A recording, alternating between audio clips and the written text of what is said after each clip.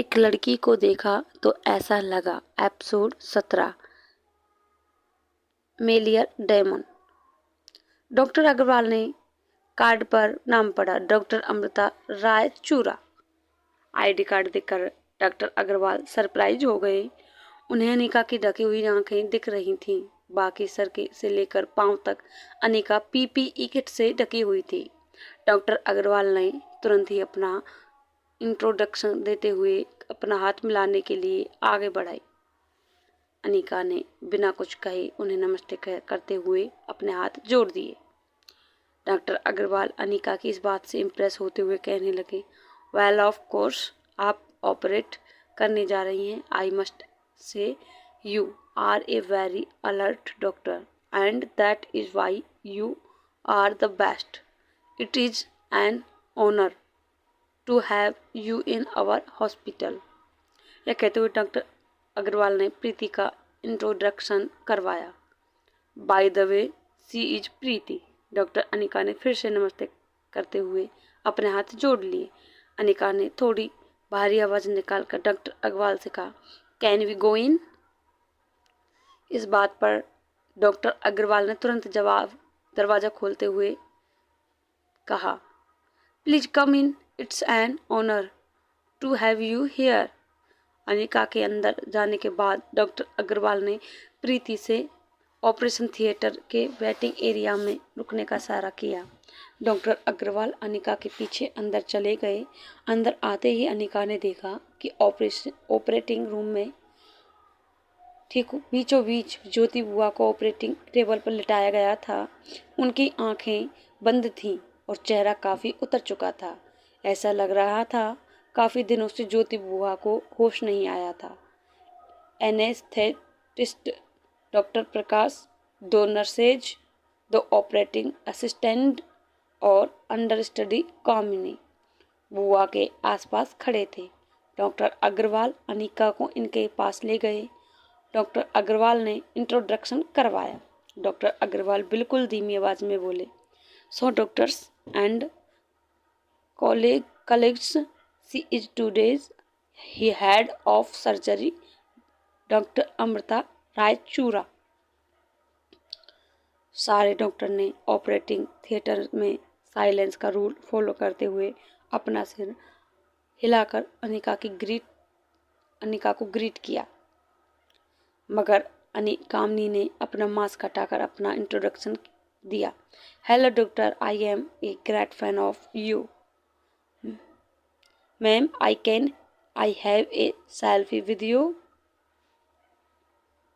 कामनी की यह बात सुनकर ऑपरेटिंग हॉल में खड़े बाकी सारे डॉक्टर चौंक गए। अनिका को यह समझ नहीं आ रहा था कि उसकी सौतेली बहन इतनी बेशरम कैसे हो सकती थी। डॉक्टर प्रकाश ने बात को टालते हुए अनिका से कहा, hello doctor, I have given her anaesthesia, the patient should be ready in another 10 minutes. Doctor Agarwal ने कहा, तब तक आप पेशेंट की आज की सारी रिपोर्ट्स और रीडिंग्स चेक कर सकती हैं। Please come this way. Operating hall के अंदर ही एक छोटी सी केबिन थी। डॉक्टर अग्रवाल, डॉक्टर प्रकाश, दो ऑपरेटिंग असिस्टेंट और कामनी केबिन में चले गए। एक असिस्टेंट ने ज्योति बुआ की केस फाइल अनिका को दिखाई। अनिका फाइल हाथ में लेकर रिपोर्ट्स पढ़ने लगी। कामनी ने अपनी पीपीई किट की जेब से अपना फ़ोन निकाला। अनिका के पास आकर कहा, ma'am, since you are free now, क्या थोड़ी देर आप अपना मास्क हटाकर मेरे साथ सेल्फी ले सकती हैं। डॉक्टर अग्रवाल कामनी की इस बात पर काफ़ी शर्मिंदा हो गए।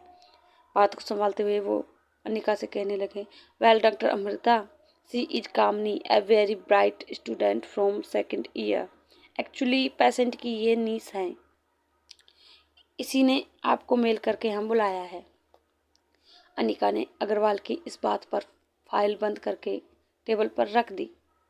फिर कामनी की ओर देखकर थोड़ी भारी आवाज निकालते हुए कहा, ओह, तो वो तुम ही हो जिसने मुझे मेल किया था। कामनी ने स्माइल देते हुए कहा, यस मैम।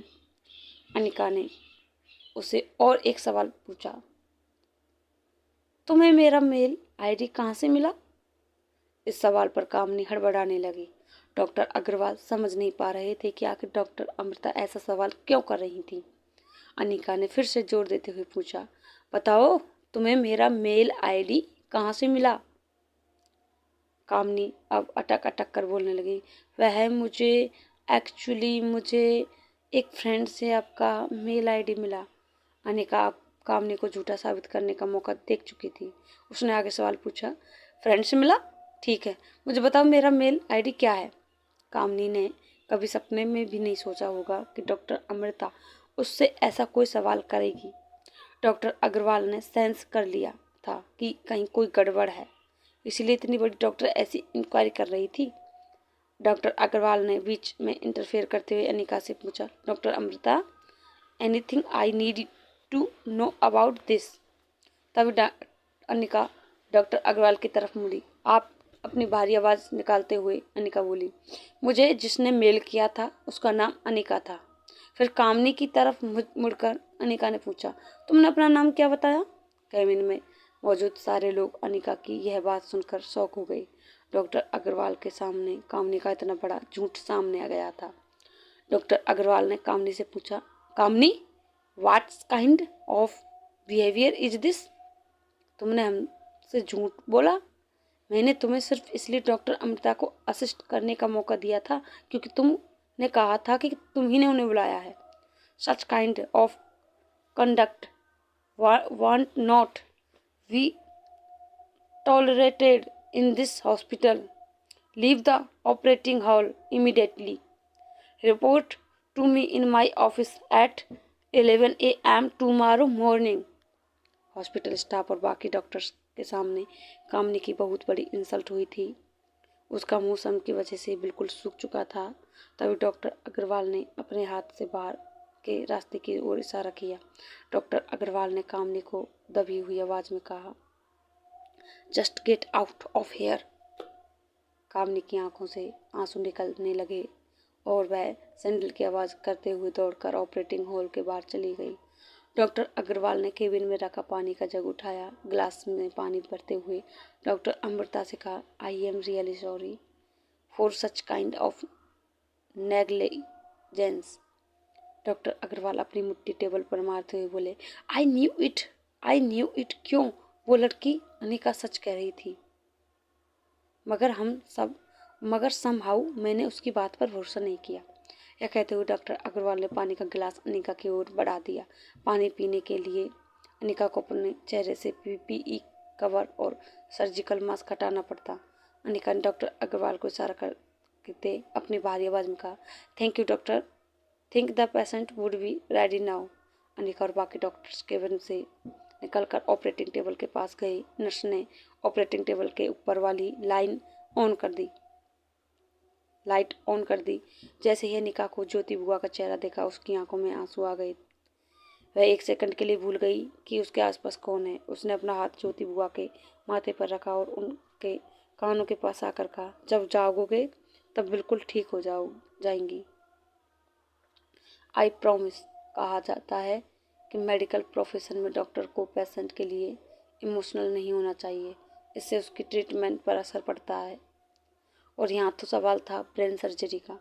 डॉक्टर अग्रवाल और ऑपरेटिंग थिएटर में मौजूद बाकी डॉक्टर्स अमृता के इस रिएक्शन से सरप्राइज हो गए।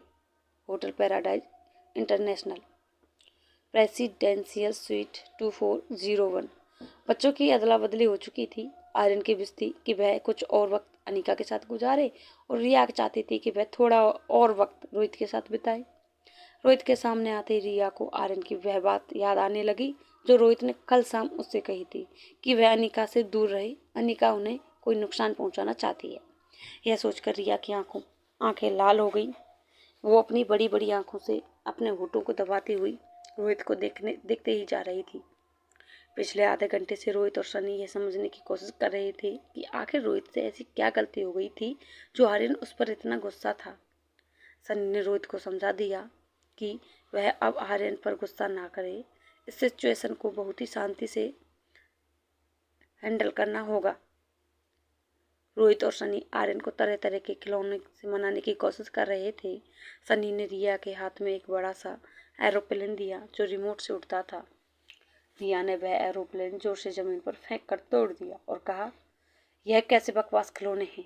क्या हमारे पास कोई बॉर्बी डॉल नहीं है? Baby doll Barbie doll. Sunny और रोहित एक दूसरे को देखने लगे। वह समझ नहीं पा रहे थे कि यह सारे खिलौने जो कुछ दिनों पहले तक आर्यन के फेवरेट खिलौने थे, उनसे अचानक आर्यन को नफरत कैसे हो गई है। रोहित से अब रहा नहीं गया। उसने रिया को डांटते हुए कहा, देखो, मैंने कहा था तुमसे उस औरत से दूर रहो। सनी रोहित का हाथ पकड़कर उसे शांत करने का इशारा कर रहा था। तभी रोहित ने सनी का हाथ झटकते हुए कहा, देख लिया तुमने उस औरत का कितना नेगेटिव इन्फ्लुएंस हुआ है आर्यन पर। मैं अभी उसकी पुलिस कंप्लेंट करता हूँ। इस बात ने रिया के गुस्से को ट्रिगर कर दिया। रिया ने अपने आसपास रखे सारे खिलौने एक के बाद एक रूम में फेंकना शुरू कर दिया। रोहित और सनी को एक पल के लिए ऐसा लगा जैसे उन पर कोई मिसाइल अटैक हो रहा था। कभी कोई प्लेन सनी के माथे पर लगता तो कभी कोई रॉकेट रोहित की टांग पर। देखते ही देखते पूरे कमरे में टूटे खिलौनों का एग्जीबिशन लग गया। तभी रोहित के फोन पर डॉक्टर अग्रवाल का फोन आया। रोहित को अचानक से याद आया कि डॉक्टर अमृता हॉस्पिटल पहुंच चुकी होंगी। रोहित का उन्हें मिलना बहुत जरूरी था। उसने डॉक्टर अग्रवाल का फ़ोन उठाया और जूते पहनते हुए उनसे कहा, हेलो डॉक्टर, मैं बस निकल ही रहा हूँ। I am on my way.